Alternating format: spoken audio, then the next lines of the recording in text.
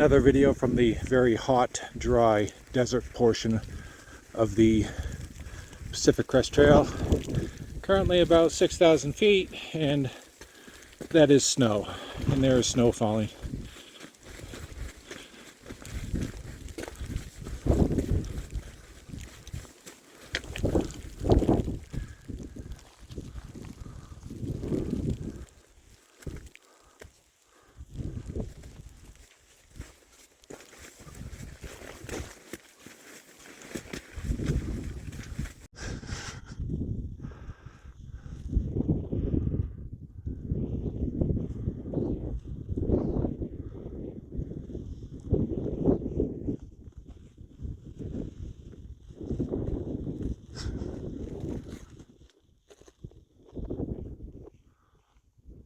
Hi there.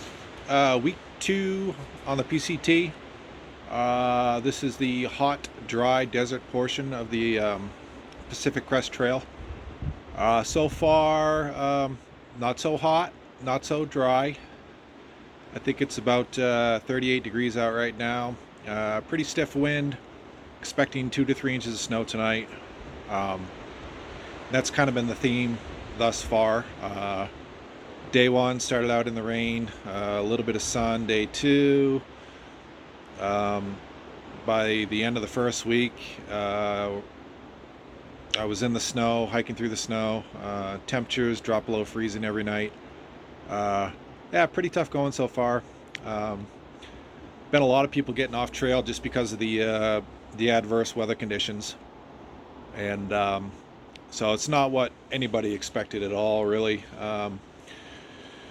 You know, you kind of set up your gear for one thing and you get something completely different, so you kind of got to scramble to reconfigure things to be able to be out here and do this. But currently I am at mile 191, getting ready to hike out of Idyllwild, California. It's kind of a nice little trail town. Got some high-end shops and eateries and stuff like that, but yeah, pretty neat little spot. Current elevation is about 5,300 feet here. I'll be hiking up out of here up to about 7,500 feet or so, close to 8,000 feet, I think, at the end of the San Jacinto mountain. So looking forward to that. After that climb, I think I drop back down into the actual desert. You go from about 7,500 feet down to 1,000 feet over the course of about 10 miles. And then there should be like 2 or 3 days of, you know, some decent weather, hopefully in the, 40s and 50s. Hopefully we'll stay above freezing at night. That's kind of my hopes anyways. Then I jump right back up into 8,000 feet for a pretty long stretch. And that's kind of tough. I mean, anything over 5,000 feet right now, you're in the snow. Talking to the locals and stuff out here, I mean, it's just a crazy year. None of them have seen weather like this, and really couldn't predict what's going on right now. But hoping the weather will break soon. At the end of next week, it looks like temperatures kind of warm up a little bit. And yeah. Trail's been good, a lot different hiking through the desert. I mean, there's no trees. You constantly have a view. A lot of the trails are kind of cut into the side of the mountains rather than going up the spines or across the top or whatever. So you got some good side hill views pretty much daily. No scorpions, no rattlesnakes, just a bunch of cactuses and rabbits. That's about it. A few lizards here and there if the sun decides to poke out for a bit. Let's see what else.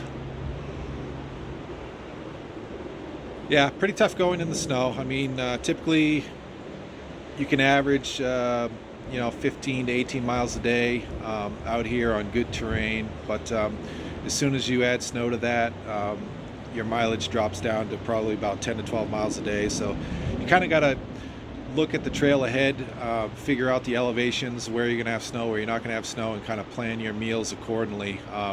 I was able to make it 191 miles without resupply. I started out with about 12 to 14 days worth of food, So my pack was super heavy starting out, but I was able to make it all the way here on that. So I've got a resupply here, probably about a 6-day resupply, and then I'll be at Bear Mountain City, which is about 88 miles from here, by the end of next week.